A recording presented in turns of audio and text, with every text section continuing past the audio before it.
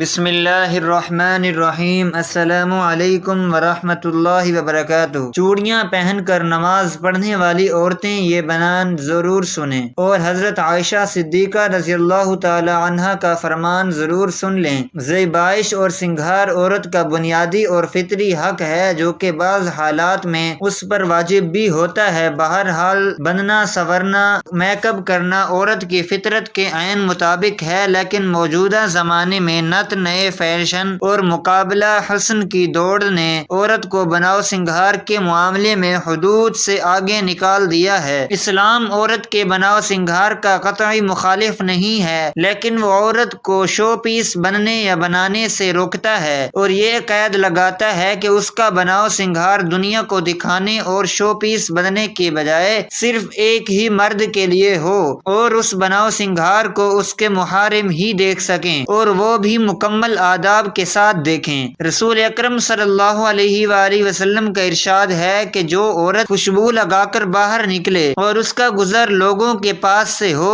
اور وہ اس کی خوشبو محسوس کر لیں تو یہ عورت بدکار عورت کی طرح ہوگی۔ جب کسی لڑکی کی شادی ہو جاتی ہے تو ہمارے معاشرے میں چوڑیاں پہننے کا ایک رواج ہے کہ نئی دلہن چوڑیاں پہنتی ہے، اور چوڑیاں پہننا اتنا ضروری سمجھی جاتی ہیں کہ اگر چوڑیاں نہیں پہنی ہیں تو یہ سمجھتے ہیں کہ چوڑیاں نہ پہننے سے شوہر کے اوپر کوئی پریشانی ہو سکتی ہے، اور یہ شوہر کی طرف سے ہوتی ہیں۔ شوہر جن کے ہوتے ہیں وہ چوڑیاں پہنتی ہیں، جن کے شوہر نہیں، کسی شوہر کا انتقال ہو گیا تو پھر وہ عورت چوڑیاں نہیں پہنتی ہے۔ تو چوڑیاں پہننا کتنا ضروری ہے، پہننا چاہیے یا نہیں پہننا چاہیے؟ آج کی اس ویڈیو میں ہم آپ کو بتائیں گے۔ چوڑیاں عورتوں کا ایک فیشن ہے، یعنی کہ عورتیں چوڑیاں پہنتی ہیں اس بنیاد پر کہ وہ ایک فیشن ہے، اور یہ فیشن خصوصی طور پر شوہر کے لیے کیا جاتا ہے۔ ویسے تو ہر سنگھار شوہر کے لیے ہوتا ہے، یہ ہر عورت جانتی ہے۔ ہر عورت یہ کہہ رہی ہوتی ہے کہ ہم اپنے شوہر کے لیے میک اپ کر رہے ہیں، لیکن ایسا ہوتا نہیں ہے۔ اگر واقعی کوئی عورت اپنے شوہر کے لیے میک اپ کرتی ہے تو پھر وہ اسپیشل رات کے لیے تیار ہو، رات کو میک اپ کر کے سوئے، کیونکہ رات میں ہی اس کا شوہر گھر ہوتا ہے، تو پھر اس کا کوئی گناہ بھی نہیں ہے۔ اور جو عورتیں شوہر کے لیے میک اپ کر رہی ہیں تو وہ جائز ہے، اور اس میں اس عورت کو ثواب بھی ملے گا۔ اور اگر کوئی عورت اس نیت سے میک اپ کر رہی ہے کہ ہم گھر سے باہر جا رہے ہیں، لوگ ہمیں دیکھیں گے، تو یہ بہت بڑا گناہ ہے۔ اور اگر عورتیں یہ سوچتی ہیں کہ اگر ہم بغیر میک اپ کے جائیں گے تو ہمارے شوہر پر ہی الزام آئے گا کہ ان کا شوہر ان کو کپڑے اچھے نہیں دلاتا، تو اپنے شوہر کی عزت کے لیے اچھے کپڑے پہن کر میک اپ کر کے جانا بہت اچھی بات ہے، لیکن خیال رہے کہ نہ محرم آپ کو نہ دیکھنے پائیں، کہ جو محرم لوگ ہیں وہ آپ کو دیکھ سکتے ہیں۔ اور اس طرح چوڑیاں بھی شوہر کے لیے عورتیں پہنتی ہیں جب تک شوہر حیات رہتا ہے۔ اگر کسی شوہر کا انتقال ہو جاتا ہے تو پھر عورت اپنی چوڑیوں کو نکال دیتی ہے۔ صرف چوڑیاں نہیں بلکہ سارا ہی میک اپ شوہر کے لیے ہوتا ہے، اور یہ ظاہر سی بات ہے کہ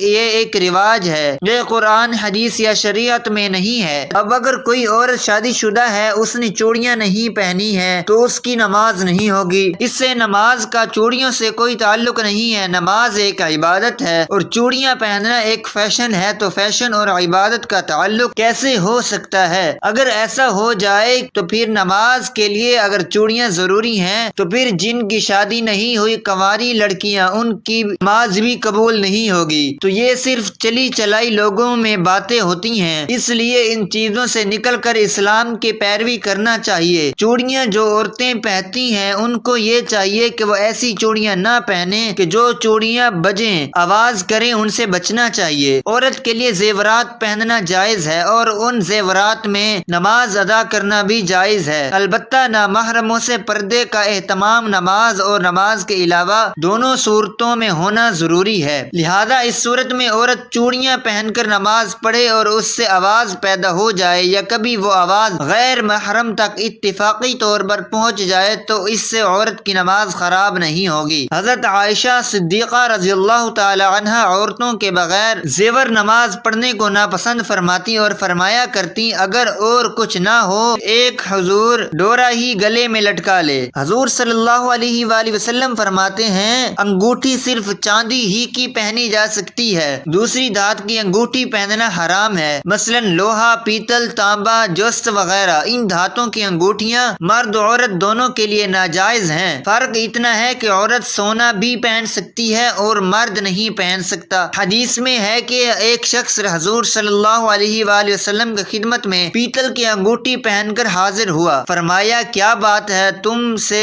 بت کی بو آتی ہے۔ انہوں نے وہ انگوٹھی پھینک دی، پھر دوسرے دن لوہے کی انگوٹھی پہن کر حاضر ہوئے۔ فرمایا کیا بات ہے، تم پر جہنمیوں کا زیور دیکھتا ہوں۔ انہوں نے اس کو بھی اتار دیا اور عرض کی یا رسول اللہ صلی اللہ علیہ وآلہ وسلم کس چیز کی انگوٹھی بناؤں؟ فرمایا کہ چاندی کی، اور اس کو ایک مسقال پورا نہ کرنا۔ احادیث کی روح سے چاندی کی تو تھی مردوں کے لیے حلال ہے اور سونے کی بھی، لوہے اور پیتل کی انگوٹھی ان پر حرام ہے۔ سیدی اعلی حضرت رحمت اللہ علیہ ارشاد فرماتے ہیں خواہ پاؤں میں تانبے، سونے، چاندی، پیتل، لوہے کے چھلے یا کان میں بالی یا بندہ یا سونے، خواہ تانبے، پیتل، لوہے کی انگوٹھی اگرچہ ایک تار کی ہو، 4.5 ماشے چاندی کی یا کئی مانگ کی انگوٹھی یا کئی انگوٹھیاں اگرچہ سب مل کر ایک ہی ماشا کی ہوں، یہ سب چیزیں مردوں کو حرام و ناجائز ہیں۔ مردانہ طرز کی انگوٹھی عورت کو پہننا جائز نہیں ہے کہ مردوں سے مشابہت ہے، اور مردوں سے مشابہت اختیار کرنے والی عورتوں کے متعلق بخاری شریف میں ہے رسول اللہ صلی اللہ علیہ وآلہ وسلم نے عورتوں کے ساتھ مشابہت کرنے والے اور مردوں کے ساتھ مشابہت اختیار کرنے والی عورتوں پر لعنت فرمائی ہے۔ ہم امید کرتے ہیں کہ آپ کو اس بات کی